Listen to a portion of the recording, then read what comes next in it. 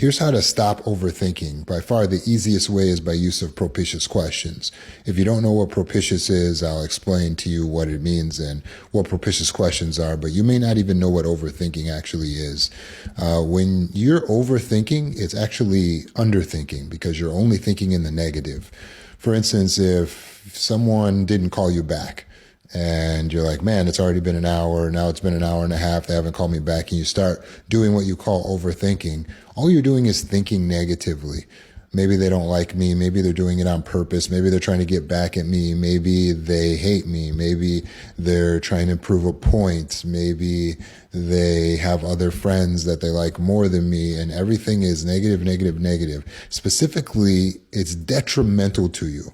You're thinking of things that are hurting your ego, hurting your feelings, making you feel afraid, causing you anxiety, causing you sadness and depression. And those are all the things you want to think about.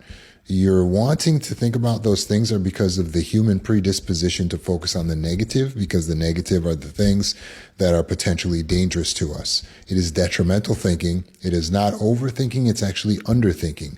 You're not using your whole brain. You're just doing the bare minimum basic of what humans are able to do. Fear the danger.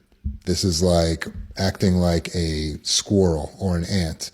Fearing what is dangerous to you is a basic base animal instinct. So you need to get into the higher mind, which means to use more of the brain, which means to actually think more.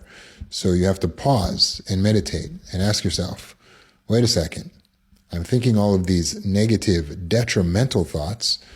What about the other side of this thing? Let me argue the other side of it. What if they're just busy right now? What if I just need to be patient? What if they're in the shower? What if they just fell asleep? What if this is an innocent mistake that they haven't called me back? What if they haven't seen the call? What if it's a technical error? And as you start going through all of these logical, positive things, you're thinking in a way that is propitious. And that is how you use a propitious question. The term propitious just means to your benefit. The cure to our mental illness is to learn to think more propitiously in a way that is to our benefit.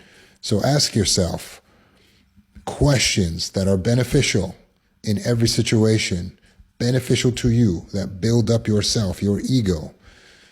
What if they love me so much they're actually just planning on something? What if they're just sleeping right now? What if everything is fine? Those are propitious questions. And you can aggrandize yourself even in them. What if it's really because they think about me all the time, and when you're in that positive state of mind, you're giving yourself positive chemicals, serotonin, oxytocin, dopamine, so you're feeling good, you're feeling love. So now when you connect with them again and they tell you whatever the excuse is, you're just like, okay, hey, no problem. Why? Because you're stable emotionally. When you're overthinking, what they call it, which really is underthinking and the negative, detrimental, then when they tell you what the excuse is, you're all, I don't know. How can I trust you? How do I really know that's it? And you sabotage your relationships. And then you go, I can't do relationships anymore. Just use propitious questions. That's where you ask yourself a question that's to your benefit. What if everything is fine?